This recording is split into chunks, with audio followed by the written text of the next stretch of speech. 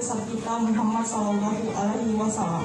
Karena beliaulah yang membawa kita dari zaman jahiliyah hingga zaman hidayahnya, kita dapat berada di sini untuk menghadiri acara pemusnahan barang bukti perkara tindak pidana umum yang